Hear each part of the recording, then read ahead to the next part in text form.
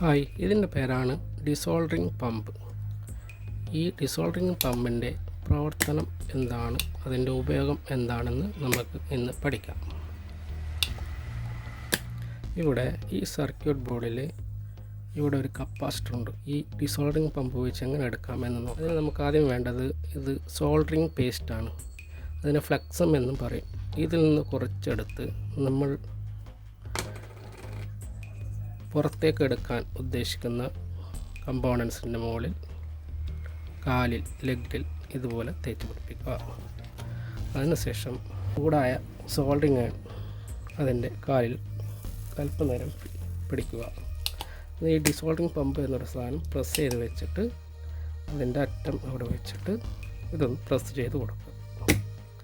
അപ്പോൾ അത് അവിടെ ഓപ്പണായി വരും. അടുത്ത കാലിനും ഇതുപോലെ പിടിക്കുക, കുറച്ച് നേരം പിടിക്കുക.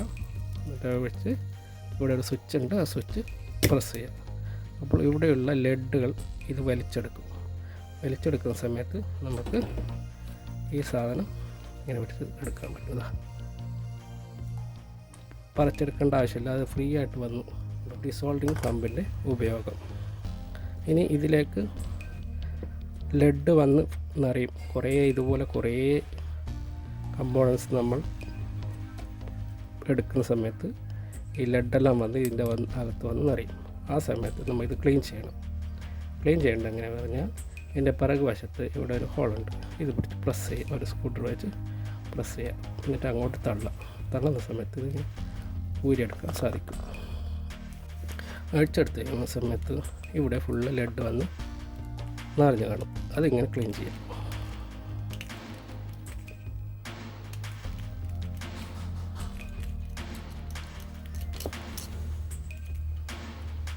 ഇവിടെ ഒരു റബ്ബറിൻ്റെ ഒരു വാഷറുണ്ട്. ആ വാഷറാണ് ഇതിൻ്റെ മെയിനായിട്ടുള്ള ഒരു ഭാഗം. ഇതുപോലെ ക്ലീൻ ആയ ശേഷം നമ്മൾ ഇതിലും അതുപോലെ പൊടി നിറഞ്ഞ് കാണും. അത് ക്ലീൻ ചെയ്യാം. ശേഷം വീണ്ടും അതുപോലെ തന്നെ പഴയതുപോലെ തന്നെ തള്ളി കൊടുക്കും. അപ്പോൾ ഇവിടെ ലോക്കായി. ഇനി ഇത് വീണ്ടും ഉപയോഗിക്കും. അപ്പോൾ ഇപ്പോൾ ഫ്രീ ആയിട്ടുണ്ട്.